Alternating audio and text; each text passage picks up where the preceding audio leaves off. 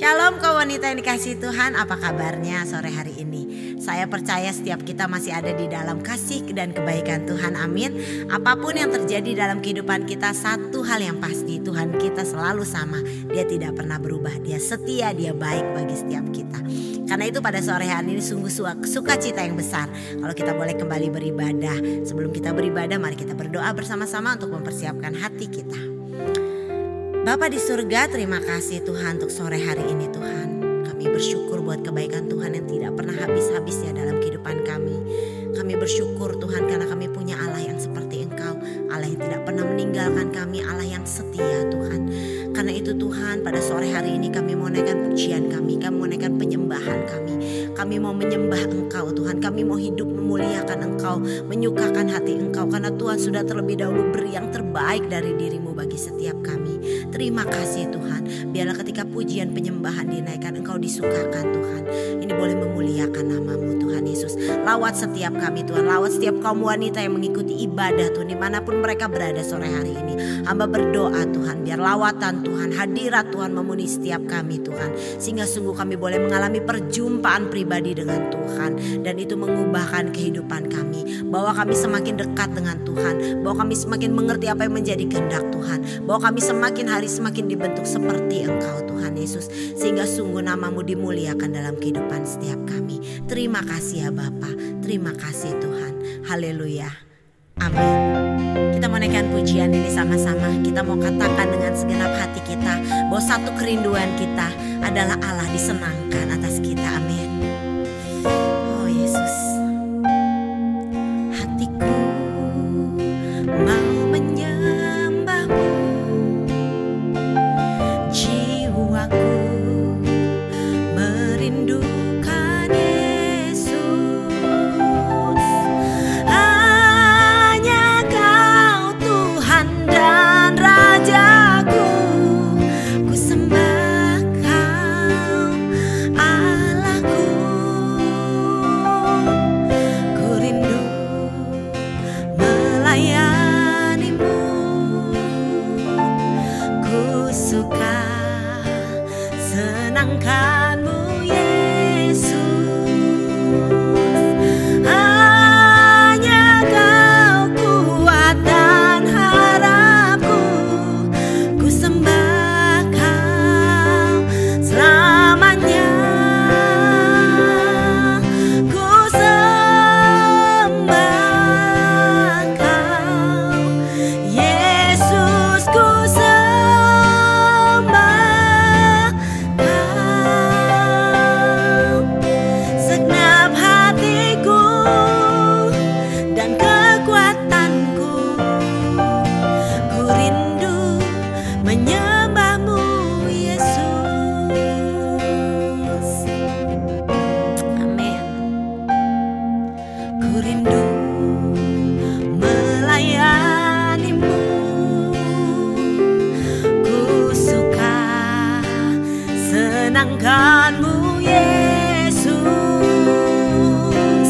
Hanya Kau kuat dan harapku, ku sembah Kau selamanya. Ku sembah Kau Yesus, ku sembah Kau. Segenap hatiku dan kekuatanku, ku rindu menyembah-Mu Yesus. Naikkan pujian ini sekali lagi. Ku sembah Kau Yesus, ku sembah Kau. Segenap hatiku dan kekuatanku, ku rindu menyembah-Mu Yesus. Mari kita naikkan mazmur kita kepada Tuhan.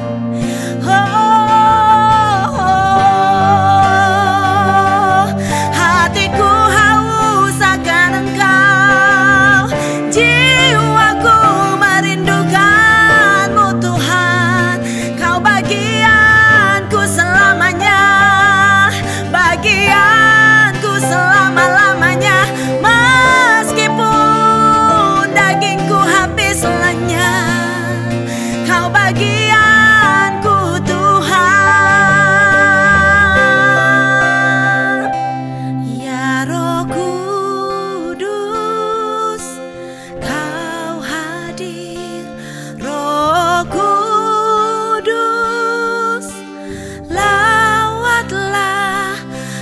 hadirat-Mu penuhiku, waktuku datang untuk menyembah-Mu, ya Roh Kudus, Kau hadir. Roh Kudus, lawatlah hadirat-Mu penuhiku, waktuku datang untuk menyembah-Mu, Yesus. Mari naikkan pujian ini sekali lagi. Ku sembah Kau, Yesus, ku sembah Kau. Segenap hatiku dan kekuatanku, ku rindu menyembah-Mu, Yesus. Segenap hatiku dan kekuatanku, ku rindu menyembah-Mu, Yesus. Segenap hatiku dan kekuatanku, ku rindu menyembah-Mu, Yesus. Benar Tuhan, ini kerinduan kami, bahwa seumur hidup kami mau tetap menyembah-Mu. Amin.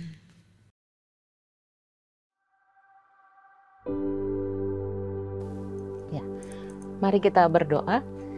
Tuhan Yesus, kami mengucap syukur kalau sore hari ini kami boleh kembali Tuhan beribadah. Mari Tuhan, biar Tuhan sendiri yang menyertai setiap kami. Berikan kami telinga seorang murid dan hati seorang hamba, supaya kami boleh mengikuti apa yang Tuhan mau, sehingga kami boleh terus bertumbuh di dalam Tuhan dan menyenangkan hati Tuhan. Urapi setiap kami, agar setiap kami boleh mengerti apa yang Tuhan mau, dan urapi hamba-Mu yang menyampaikan firman Tuhan, sehingga apa yang keluar dari lidah bibirnya itu sungguh-sungguh kehendak Tuhan. Terima kasih Bapa, kami siap untuk mendengarkan firman Tuhan. Haleluya, amin. Selamat sore wanita-wanitanya Allah. Senang sekali sore hari ini saya boleh kembali menemui saudara-saudara semua. Sore hari ini saya ingin membagikan sebuah firman Tuhan mengenai bangunan yang kokoh.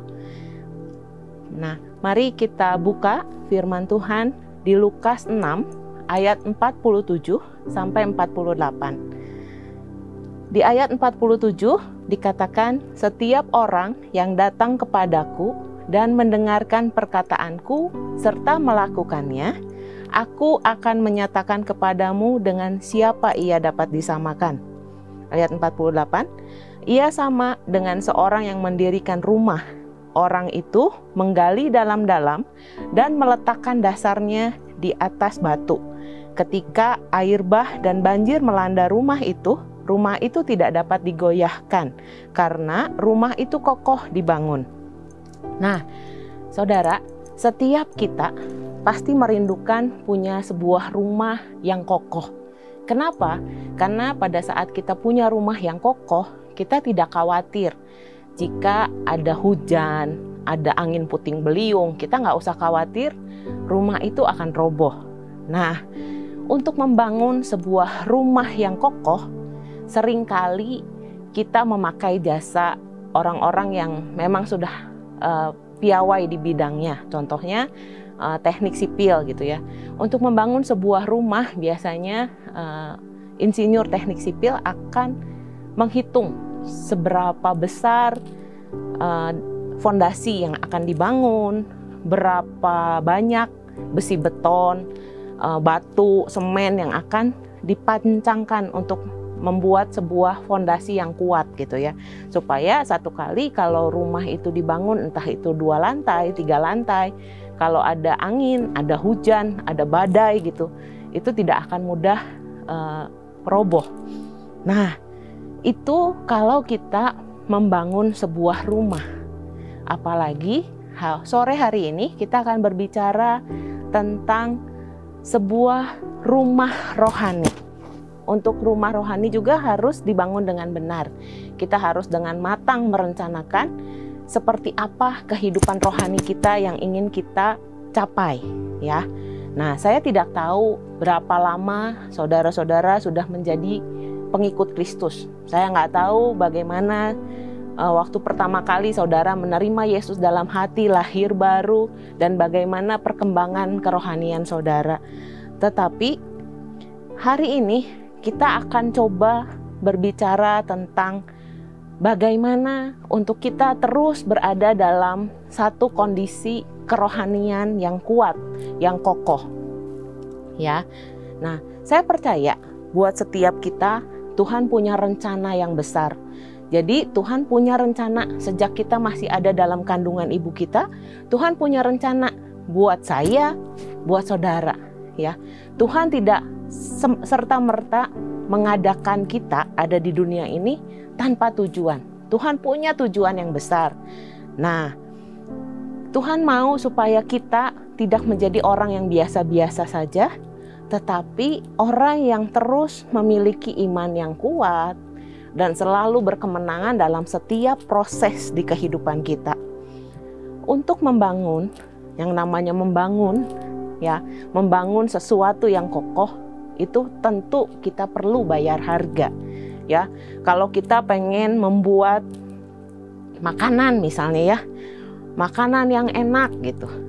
Karena ini para wanitanya, Tuhan saya percaya bahwa kita biasa ya bikin makanan. Kalau pengen makanannya enak, tentu kita harus mengolahnya dengan baik. Entah itu misalnya makanan bersantan gitu ya. Kita tentu harus mengolah sedemikian rupa. Misalnya harus digodok berapa lama, begitu itu mendidih, berapa lama itu harus dibiarkan dulu supaya nggak basi misalnya gitu ya. Nah, sama. Untuk membangun kerohanian kita juga, kita perlu waktu yang mungkin lebih lama.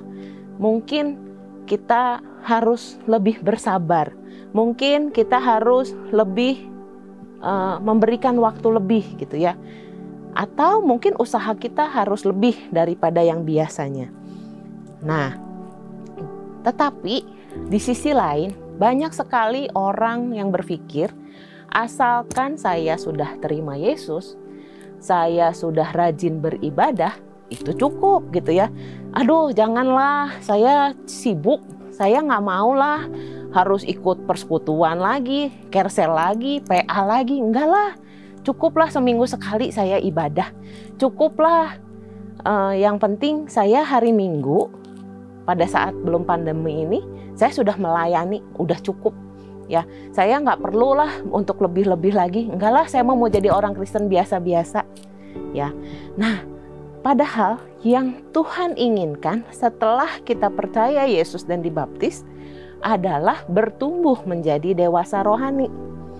Ya, kita mau lihat teladan Yesus sendiri gitu ya, bahwa di Lukas 2 ayat 40 dan ayat 52 menegaskan bahwa Tuhan Yesus sebagai teladan kita juga mengalami pertumbuhan. Yuk kita baca bareng-bareng ya. Di Lukas 2 ayat 40.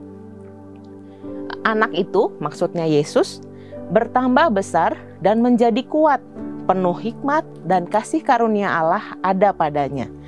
Di Lukas 2 ayat 52 dikatakan begini, dan Yesus semakin bertambah besar dan bertambah hikmatnya dan besarnya, dan makin dikasihi oleh Allah dan manusia. Nah, perubahan manusia rohani kita juga sama. Dari bayi rohani menjadi dewasa rohani adalah proses pertumbuhan. Jadi nggak ada tuh orang yang baru hari ini percaya Yesus, dia sudah expert melayani. Dia perlu proses, dia perlu waktu untuk dia terus bertumbuh. Ya, jadi untuk bertambah dalam hal kerohanian, untuk bertumbuh dalam hal rohani, itu tidak dapat terjadi dalam waktu yang singkat. Semuanya butuh proses, dan proses itu yang namanya proses tidak mudah, tidak enak mungkin ya. Nah, dalam proses kita menjadi dewasa rohani, kita seringkali perlu dibentuk, perlu dilatih, perlu didisiplin. Nah, orang yang dibentuk, dilatih, didisiplin itu tidak bisa sendiri. Kita seringkali membutuhkan orang lain untuk orang lain yang mengarahkan kita, orang lain yang mendisiplin kita dan melatih kita. Ya, dalam Kejadian 2 ayat 18, Tuhan Allah berfirman, "Tidak baik kalau manusia itu seorang diri saja. Aku akan menjadikan penolong baginya yang sepadan dengan dia." Ayat ini berlaku juga untuk kita semua orang-orang percaya, bukan hanya berbicara tentang pasangan hidup ya, tetapi firman ini jelas berkata bahwa tidak baik kalau manusia sendiri saja. Tuhan akan menyediakan penolong buat kita ya, supaya kita bisa benar-benar menggenapi setiap rencana Tuhan. Nah, kita akan bahas lebih lanjut ya, siapa sih yang menjadi penolong yang sepadan buat kita.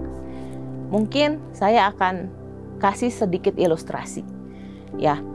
Di masa sekarang ini saya yakin banyak orang sangat memperhatikan kesehatan ya, entah itu bagaimana caranya makan makanan sehat, bagaimana caranya mengolah tubuh supaya tubuh kita tetap sehat gitu. Misalnya yang saya tahu ada pengetahuan tentang kesehatan.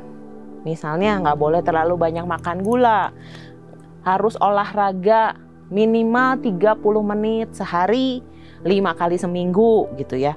Dan kita temui orang-orang saat ini sangat antusias untuk berkomunitas. Entah itu mereka pergi ke gym, mereka ikut dalam suatu perkumpulan, entah itu sepeda, entah itu grup lari gitu ya.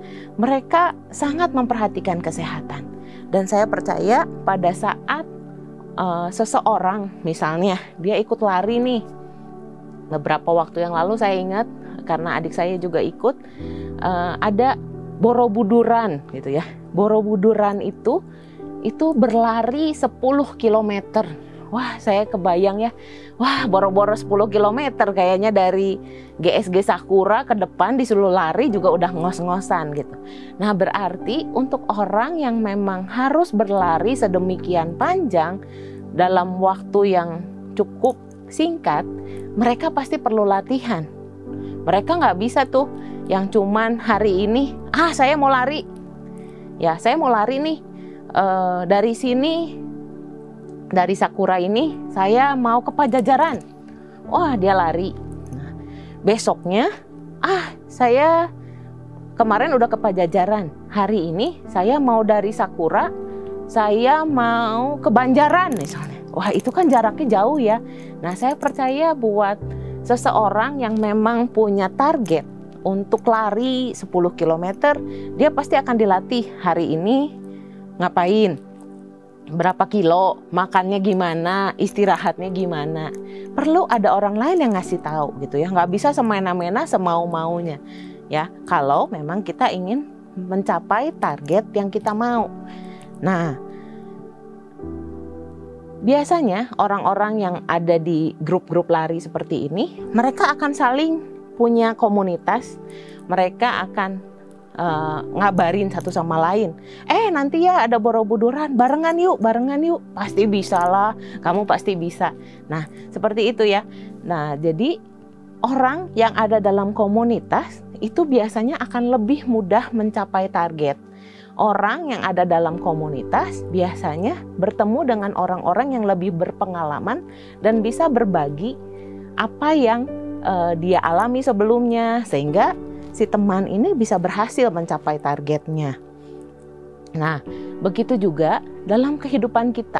Dalam kita membangun manusia rohani kita, kita perlu ada teman yang saling bergandengan tangan, yang merangkul kita untuk kita mencapai target. Target kita apa sebagai orang Kristen?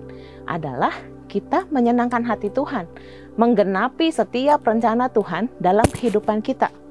Nah, saya bersyukur di jemaat kita di WBI ini kita punya yang namanya Kersel. Saya juga lihat ada beberapa kelompok PA yang berjalan gitu ya. Dan saya percaya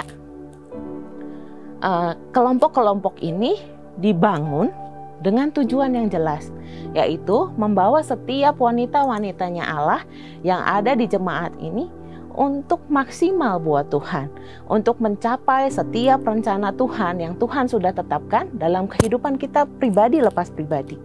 Nah, pada saat saya mempersiapkan firman ini, saya terus diingatkan dengan satu kata, yaitu komunitas.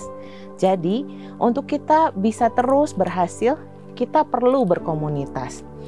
Ya, dalam sebuah komunitas biasanya itu terdiri dari orang-orang yang memiliki minat yang sama. Oke, misalnya sekarang kita ada dalam sebuah gereja ya, di GBI Pasir Koja ini. Saya percaya ada ibu-ibu yang memang sukanya masak gitu ya. Nah, dia akan bisa berkelompok dengan orang-orang yang memang suka masak. Tetapi tetap bukan cuman masaknya aja. Dia juga bisa saling berbagi, dia bisa saling menguatkan dalam firman.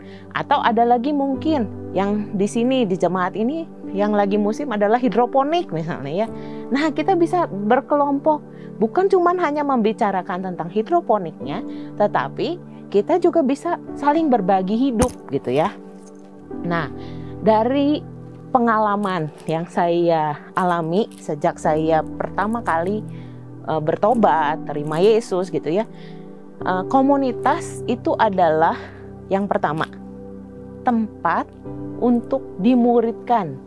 Ya, yang namanya dimuridkan berarti ada seorang guru, ada seorang senior yang bisa mengarahkan. Ya. Nah, sama seperti Yohanes Pembaptis misalnya. Dia mempunyai murid-murid yang memanggilnya dengan sebutan rabi. Nah, yang berarti bahwa dia memuridkan muridnya. Ada, kalau namanya murid dan guru, berarti ada satu rasa hormat, ada satu rasa penundukan diri dari murid kepada guru gitu ya. Nah, jadi dalam pengajaran Yahudi biasanya pemuridan ini disebut dengan kata hafruta. Dalam hafruta ini, seorang guru akan mengutus muridnya berdua-berdua untuk apa? Untuk mereka bisa saling bersahabat. Ya, namanya kita bersahabat, tentu nggak ada lagi kepura-puraan. Ya, saya percaya kalau kita dengan sahabat, kita udah nggak ada lagi tuh yang basa-basi. Tetapi kita bisa, sahabat kita bisa tahu keadaan kita. Mungkin dengan cuman kita cemberut sedikit, teman kita bisa tahu kenapa sih orang ini, kenapa sih kok bisa ya hari ini dia lagi bete nih gitu. Nah, kayak gitu. Nah, jadi pada saat kita punya seseorang teman, itu biasanya kita akan lebih kuat untuk meraihnya. Meraih tujuan kita, yaitu menjadi serupa dengan Kristus. Ya. Nah, ada contoh di firman Tuhan yang lain. Misalnya Daniel. Daniel ini kita bisa tahu ya, dia ada Sadrah, Mesah, dan Abednego. Dalam komunitas ini, Daniel dan kawan-kawannya sanggup untuk bertahan menghadapi tantangan berat mereka di Babilonia.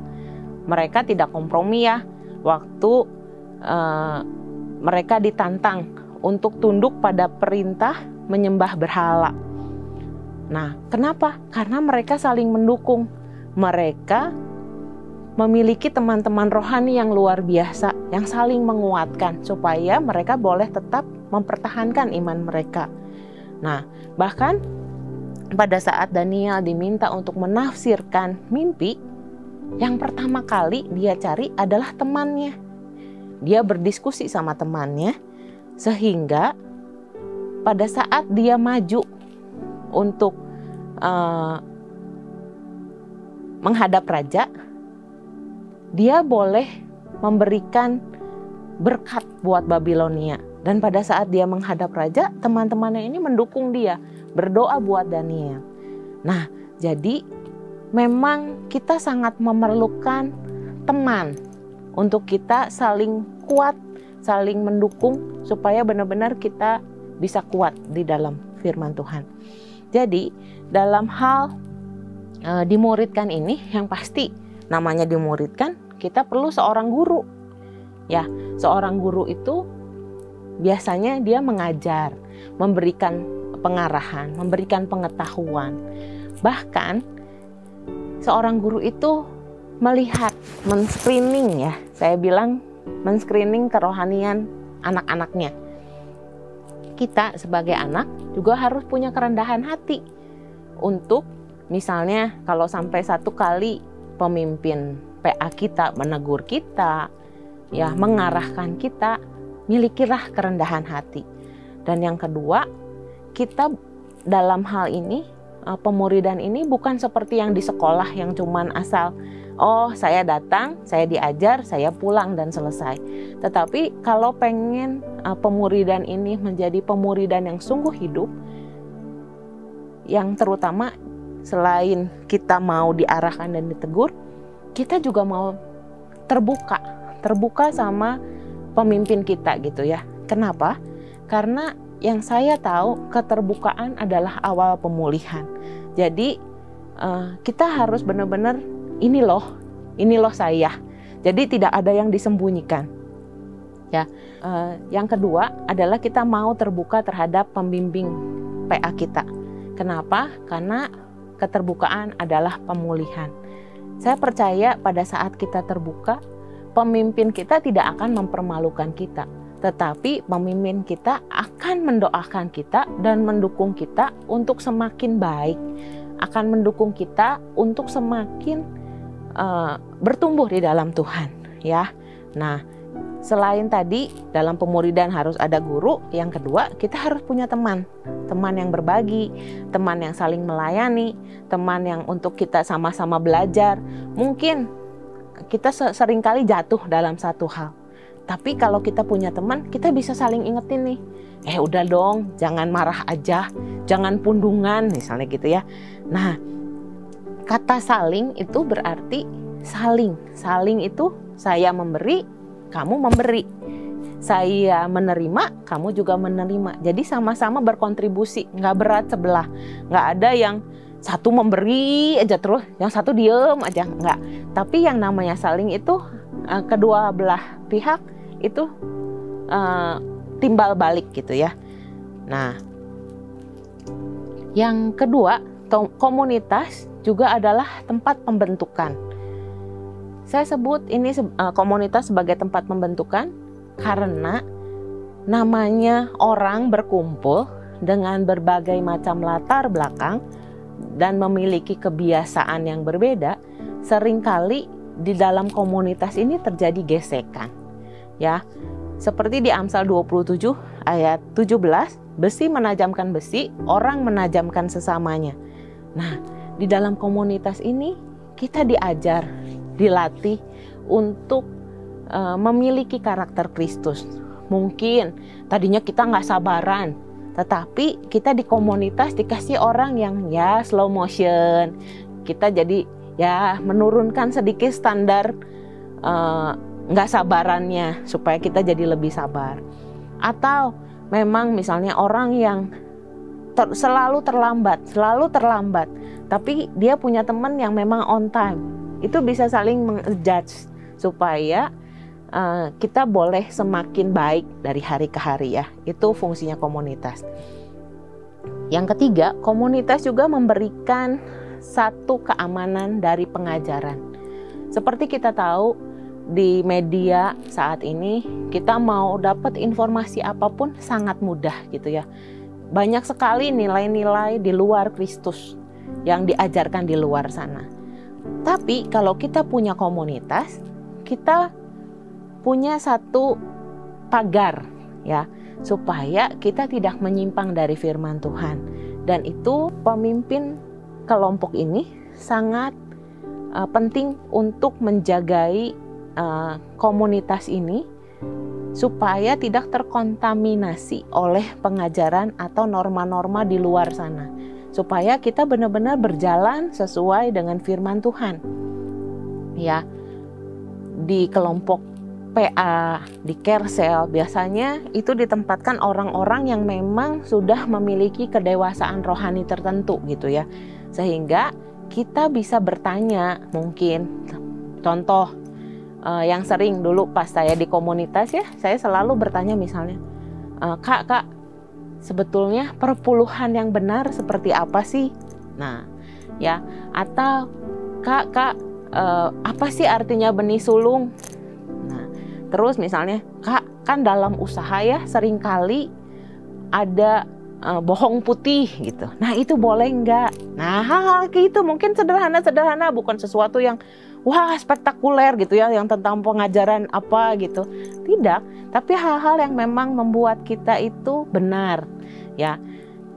Nah, jadi kita perlu komunitas ini supaya kita betul ada di jalan yang benar ya. Walaupun informasi kita bisa dapat lewat YouTube, lewat media sosial, tetapi itu tidak menjamin bahwa kita selamat.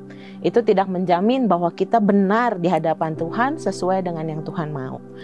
Nah, yang keempat, komunitas ini juga adalah sebuah tempat, sebuah wadah untuk kita menjadi pribadi-pribadi yang siap pakai untuk kemuliaan Tuhan.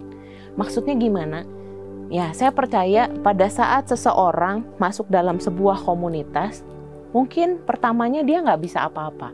Mungkin pada saat pertama masuk di komunitas, kalau misalnya ada ya orang-orang yang misalnya, ayo kamu pimpin doa gitu. Ya, aduh gimana ya caranya berdoa gitu. Aduh, saya bisa keringat dingin untuk berdoa. Tetapi di komunitas ini sekali kita dikasih kesempatan, 2 kali, 3 kali, 4 kali, kita akan semakin expert gitu ya untuk berdoa. Atau ada juga kadang-kadang di sebuah komunitas, ada misalnya disuruh, ayo kamu cerita apa yang kamu dapat minggu ini. Gitu ya, menjawabnya pertamanya. Tetapi pada saat kita semakin dekat, semakin sering ngobrol, dia akan semakin berani untuk berbicara. Satu kali mungkin dia akan bagi firman dari awal sampai akhir 30 menit, 40 menit dia nggak berhenti-berhenti gitu buat cerita ya. Kenapa? Karena dia dilatih di sebuah wadah yang namanya komunitas. Di Kersel, di PA, dia belajar untuk benar-benar dilatih supaya siap pakai untuk kemuliaan Tuhan. Ya. Nah, yang kelima, dengan pembentukan di Kersel, ya karena tadi ya kita dibentuk, kita belajar banyak hal, kita pasti akan menjadi pribadi yang punya iman yang kokoh. Sehingga pada saat kita menghadapi tekanan, pada saat kita menghadapi proses dalam kehidupan kita tetap bisa menjadi pribadi yang kuat. Nggak akan mudah untuk mundur, nggak akan mudah untuk kecewa sama Tuhan, karena kita ada dalam satu komunitas yang memang betul-betul sehat, saling menguatkan, saling mengajar, saling berbagi tentang firman apapun yang diterima gitu ya. Jadi saya percaya kalau kita punya komunitas itu sangat menguntungkan. Nah, saya tahu bahwa di tengah COVID seperti ini kita sangat terbatas untuk bertemu satu sama lain ya. Seringkali kita cuma bisa misalnya lewat telepon, lewat chat WA, atau mungkin Zoom, Google Meeting atau apapun. Tetapi saya berharap keadaan ini tidak menjadi penghalang kita untuk kita berkomunitas, saling berbagi satu sama lain ya. Jadi kita pergunakan semua media yang ada. Nah, saya mungkin akan tutup dengan satu kesaksian ya. Saya adalah seorang yang dari kecil saya udah rajin ke sekolah minggu. Ya, saya rajin sekolah minggu dari kecil. Tetapi saya tidak benar-benar menghidupi kehidupan kekristenan saya waktu itu. Sampai akhirnya sekitar kelas 3 SMA akhir, saya bertemu dengan satu persekutuan, satu komsel. Di situ saya belajar. Saya dilayani untuk terima Tuhan Yesus di komsel itu. Terima Yesus lagi secara pribadi ya. Ya, saya percaya bahwa Tuhan adalah juru selamat saya yang menebus dosa saya gitu-gitu ya. Dan dari situ saya terus ikut di persekutuan itu. Bahkan saya dilayani pelepasan, saya diajarkan tentang pemulihan gambar diri oleh pemimpin di kelompok sel itu yang waktu itu sama-sama anak SMA gitu ya. Saya bersyukur saya punya pemimpin seperti dia. Dia adalah sama-sama anak SMA waktu itu, sama seperti saya, tetapi dia bisa membimbing saya untuk saya terima Yesus, saya pelepasan gitu, dan benar-benar saya menjadi orang yang diubahkan saat itu. Saya menjadi orang yang mulai belajar bagaimana saya baca firman saat teduh. Saya banyak belajar di komsel itu. Begitu saya setelah dilayani, dia selalu mendorong saya, ayo, apa yang kamu dapat pada saat teduh, ayo kamu ceritain gitu ya. Nah terus setelah itu kebetulan komsel kita ini punya kesempatan untuk pergi pelayanan ke desa gitu ya. Waktu itu karena saya udah waktunya cukup lama ya, dari saya mulai terima Yesus lagi, bertobat lagi gitu, sampai akhirnya beberapa bulan kemudian saya udah lulus SMA, saya bisa pergi pelayanan ke desa. Ya, di desa pertama sih saya bukan siapa-siapa gitu ya, saya nggak bisa apa-apa.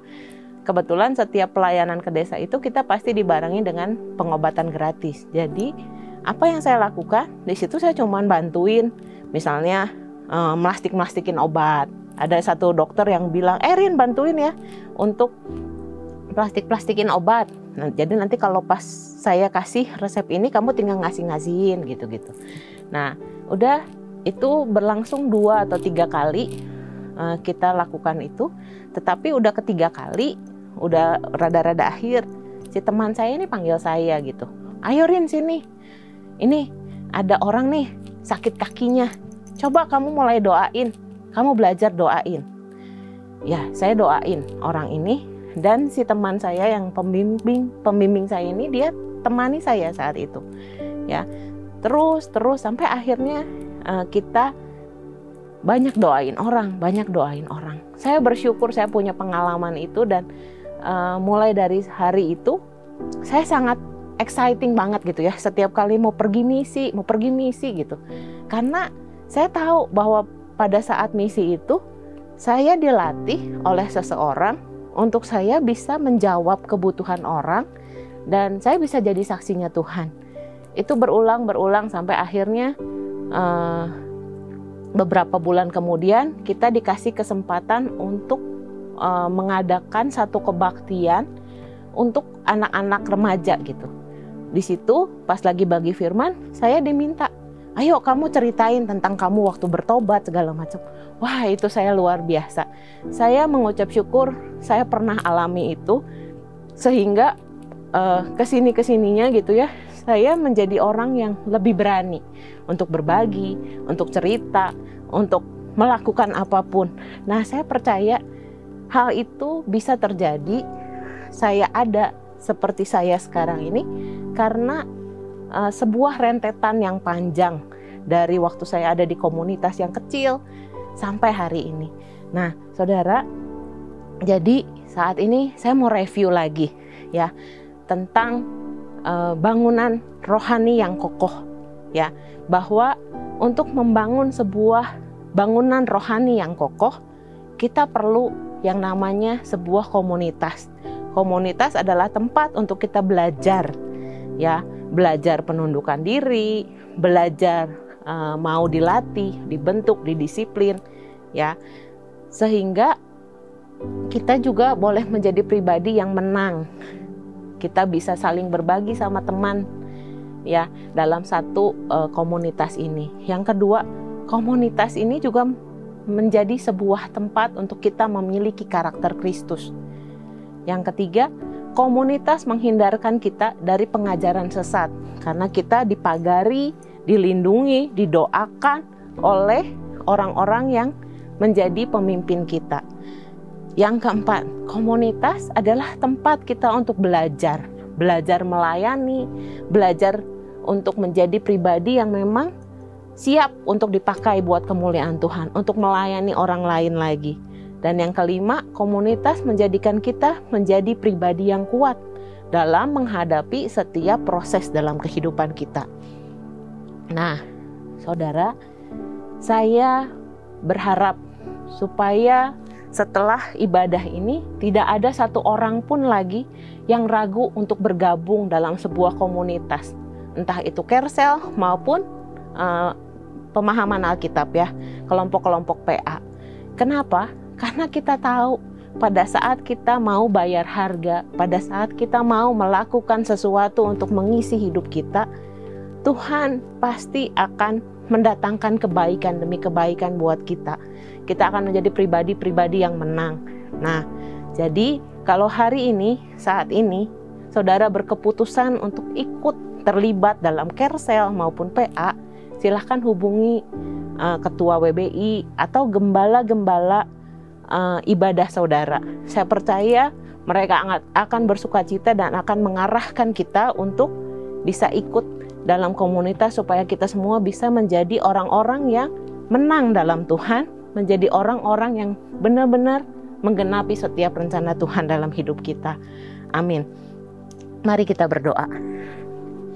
Tuhan Yesus, terima kasih kalau hari ini kami sudah belajar bahwa kami membutuhkan orang lain untuk ada di samping kami, untuk membawa kami semakin maksimal dalam Tuhan. Mari Tuhan, kami berdoa Engkau pertemukan kami dengan komunitas yang tepat, supaya kami bisa hidup, supaya kami bisa bertumbuh, menggenapi setiap rencana Tuhan dalam hidup kami. Kami mau Tuhan tidak menyia-nyiakan setiap kesempatan yang Tuhan berikan untuk kami terus bertumbuh. Kami berdoa Tuhan, kami mau taat, kami mau menjadi muridnya Tuhan. Dan lewat orang-orang yang ada di sekeliling kami boleh menjadi pribadi-pribadi yang kuat, pribadi yang saling memberkati, pribadi yang saling menguatkan satu sama lain. Karena kami tahu Engkau punya rencana yang besar buat kami. Terima kasih Bapa, kami berdoa biar setiap orang yang mendengarkan firman sore hari ini boleh dikuatkan dan memiliki satu keputusan untuk benar-benar mengikuti apa yang Tuhan mau. Terima kasih Bapa, terima kasih Yesus. Di dalam nama Tuhan Yesus kami berdoa, kami mengucap syukur. Haleluya, amin. Selamat sore, Tuhan memberkati.